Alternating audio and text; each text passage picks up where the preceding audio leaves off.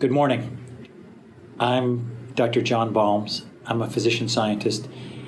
I am a professor of medicine at UCSF and a professor of environmental health sciences at UC Berkeley in the School of Public Health. And I'm happy that you're all together concerned about contamination of the Georgia-Pacific site, especially with dioxins. And I'll try to tell you what I know about dioxins. So dioxins are some of the most toxic chemicals that we know of. They have contaminated our food supply. They contaminated Agent Orange in Vietnam, and most of the health effects in Vietnam veterans exposed to Agent Orange were considered to be due to dioxin. And whenever you burn materials, especially plastics and oils, there's a release of dioxins. So that black smoke that you used to see when the Georgia-Pacific plant was generating power for the city of Fort Bragg, that black smoke probably contained some dioxins. And probably some of that dioxin fell on the grounds of the Georgia-Pacific site, the 400 acres. And I think much of that may have been at least partially remediated. What I've come to understand is that the Mill Pond is the site of the greatest dioxin contamination, and it's at levels that are, I think, unacceptably high for public health purposes. And I know that many of you want to see the Georgia-Pacific site turned into parkland, at least part of it. And right now, I think there's a cyclone fence around the pond saying, hazardous materials or toxic materials. And I think that's kind of unacceptable to those who want to see a nice park there or trail. And I think you're right to be pushing Georgia-Pacific to be remediating that mill pond. It's not just an eyesore right now, but it's potentially at risk of contaminating groundwater and the coast if there was an earthquake or a tsunami, and eventually just with sea level rise due to climate change. So I think cleaning it up is the right thing.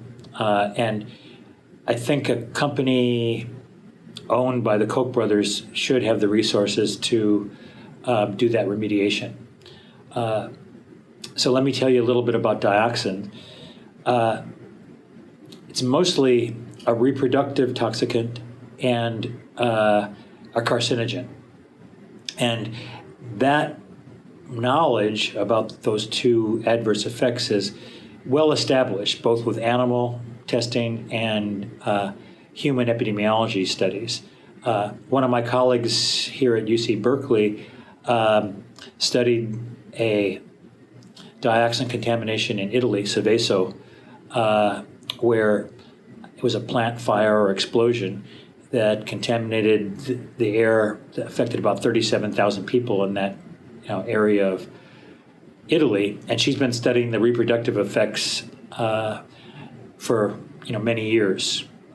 And so the reproductive effects are pretty well established. And more recently, but not that recently, we've learned about the carcinogenic cancer-causing effect of dioxin, particularly lymphoma, cancer of the lymph nodes, but other cancers as well.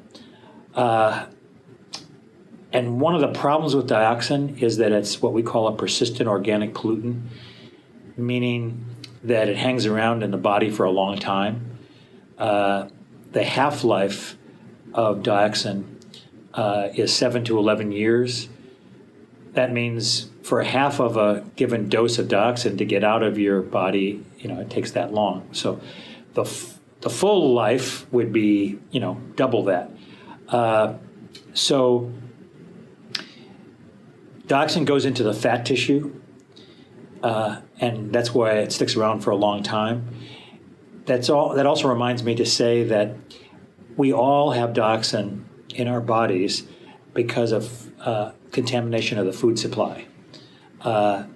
If you test Americans, whether they're at Fort Bragg or in New Jersey or Illinois, we all have some level of dioxin in our blood. That means we have to be particularly cautious about getting any extra dioxin exposure. So that's why I really think that Georgia-Pacific should clean up the mill pond.